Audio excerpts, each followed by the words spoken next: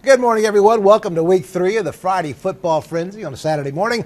I'm MIA, Stan Pamphilus, along with Luke Nostein. Luke, I've missed the first couple of weeks, but I tell you, I've seen the highlights. We got a lot of good football in the area. Some great football teams, and it's awesome to have you back. Well, thank you. It's good to be back. We really did. And you came back at a good time. One of the Mountain's top rivalry games last night, Owen taking on Reynolds. The action last night happening at R.L. Dalton Stadium. Here we go, Warhorses trying to snap a 9-game losing streak in the series. First quarter, no score. Reynolds quarterback C.J. Allen keeps the ball, follows his blockers, and picks up a big 25-yard chunk for the Rockets. But their drive would stall. Kenny Ford and Owen would take over possession and start taking over the game. Z. Johnston gets the call early in the first quarter and makes the most of the opportunity, moving the change for the Warhorses. Later in the drive, Sam Drummond hands the rock off to Austin Bennett, who picks up 30 yards. And then a few plays later, Drummond drops back and fires down the middle of the field for Z. Johnston. Wow. Open, great catch, puts Owen in great field position. Then the Warhorses get the preseason player of the year in the state involved, Jagger Gardner, rumbling down inside the 20-yard line. And that sets up this second quarter. Owen keeps moving the ball as the fans have a great time. Drummond connects with Z. Johnston, who makes the great catch in the end zone, and that makes it 7-0 Warhorses.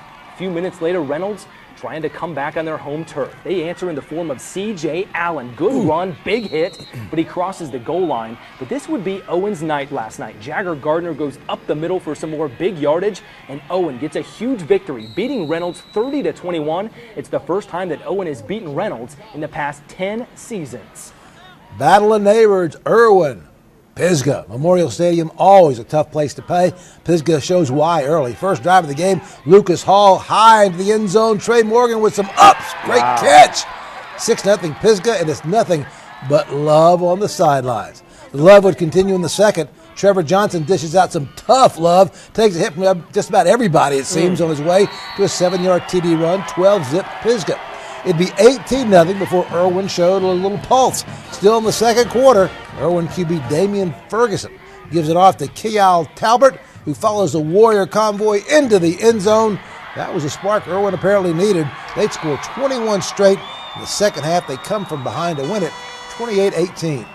Now head to Enka, where the Jets looking for that elusive first win, hosting 1-1 Smoky Mountain.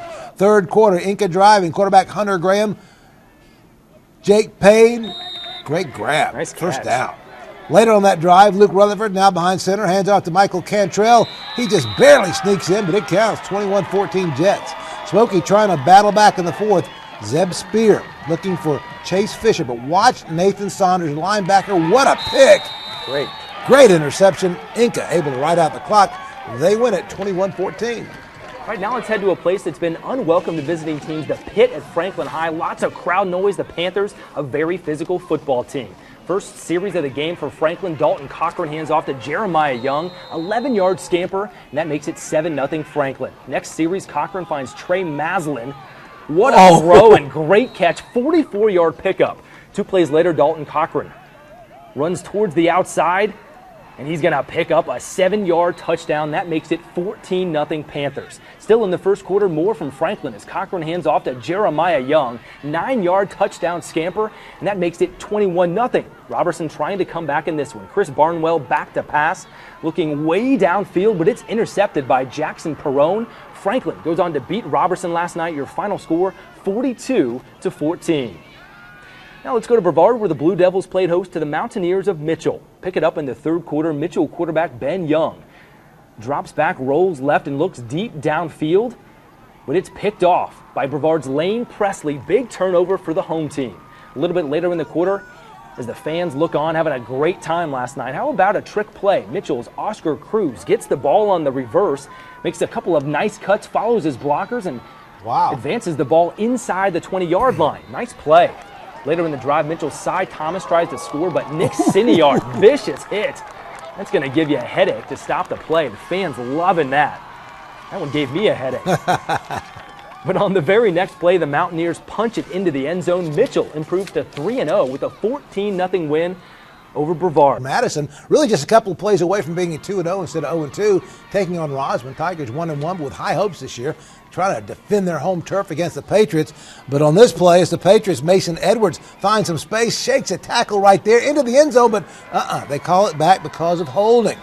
However, Next play, they use a little smart play there, get the Rosman team to jump off sides, gives them the other opportunity. And this time, Edwards says, I'm scoring, and it's going to count. As he gets the ball, the old dive play, gets some blocks, just gets into the end zone. That made it 7-zip.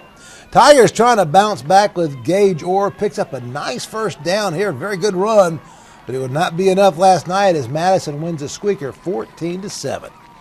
Now, Stan, let's go to Christ School, where the Greenies played host to the Providence Athletic Club last night. Third quarter, Greenies already on top 42-0. Quinn Cohn showing off some speed down the far sideline, picking up 35 tough yards for the Greenies to move the chains. He was tough to bring down last night. Later in the drive, Landon Cook, the backup quarterback, pitches the ball to Will Holsing. Nice move, big block. And number 50 running. Yeah, so take the hit and get across the goal line. Touchdown, Greenies. Christ School on top 49-0.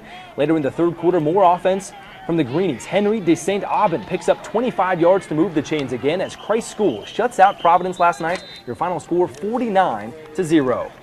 Now it's another private school against homeschoolers. Asheville School hosting Asheville Saints. Home team up 10-zip in the second, but the Saints are driving in. Quarterback Noah Hefner floats one too long. Watch the pick by Mo Carlton. And he is going to go 88 yards. Wow. Nobody's going to catch him. Down the sidelines into the end zone, 16-0, the Blues. Later, it's nearly the same story as Hefner, picked off this time by Koyaki. Kabu goes way up there. That's a nice pick. Great interception. Two people there. That kept it 16-0 at the half. And that would be all because of lightning. Asheville School wins 16-zip. The game was called at halftime. All right, let's take a look at some other scores around the area. Asheville goes to 3-0. East Rutherford outscores Tuscola. Swain gets 207 all-purpose yards and 2 touchdowns from Jordan Cody. They beat North Henderson. They'll host Franklin next week. And Polk beats RS, and Chase falls to Bandies. Battle of the Nations. Cherokee beats Choctaw 26-21. They snap their 15-game losing streak. Coach Kent Briggs getting it turned around at Cherokee. Robbinsville and Avery wins. And how about North Buncombe winning a wild one at Mountain Heritage and improving to 3-0, 45-24. And Hendersonville rolls to 2-1. They beat East. McDowell wins its first 35-0 against East Burke. And Stan, I got to tell you, it's great to have you back. It really is. Well, thanks, Luke. You've done a great job, but it's fun to be back in the saddle again and sharing the time with you. Absolutely. And we got top 5 plays coming up Sunday night, so be sure to tune in. For Stan Pamphilus, I'm Luke Notestein. Everybody, have a great morning. See ya.